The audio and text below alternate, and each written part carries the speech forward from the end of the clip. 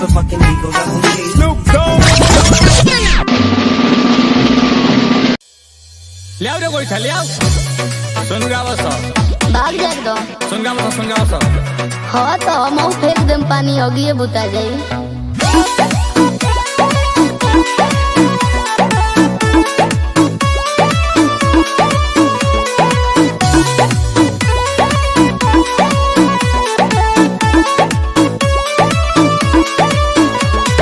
नया साल में दारू पी के करी हो ना बवाल नाच नाच के डीजे पर ना करी हो गोली खाल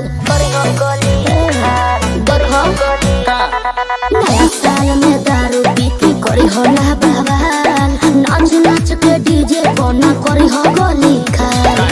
ना तो जानू सुने पड़ी गहरी ना तो जानू सुने पड़ी गहरी जानतानी पापा ताहार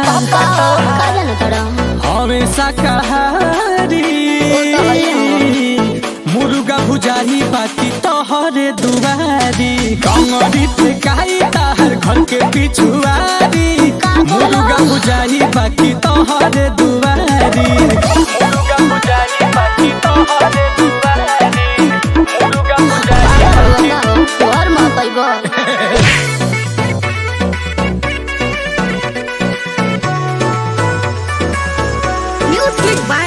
सतेंद्र जी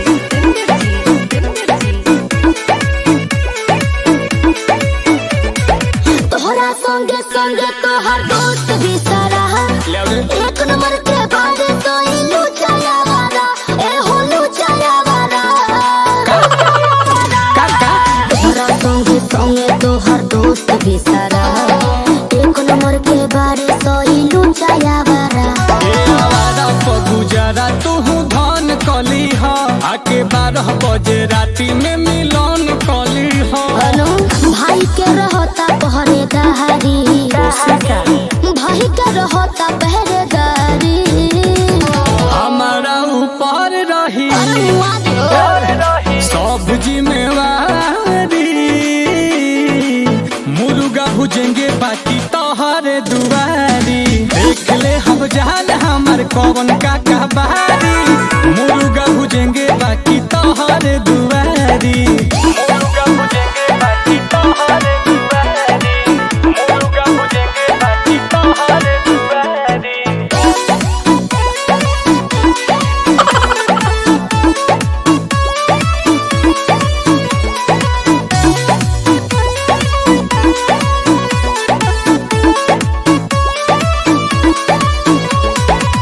ना जाने तू कौन कौन नाचा करबा कोना लेके सुनु बूढ़ा नाचा करबा दूर नाचा करबा ना जाने तू कौन कौन नाचा करबा कोना लेके सुनु दूर नाचा करबा खाली मुर्गे परानी दुगो बियर रही हो नीलकमल संगे हैप्पी न्यू ईयर रही हो ये चाहता सोती बहारी ये चाहता सोती बहारी पहले रही हो तू होने पूरा तैयारी मुर्गा भुजाही बाकी तोहर जानू ताहर पापा साफा हमेशा कहारी मुर्गा भुजाही बाकी तोहरे दुआरी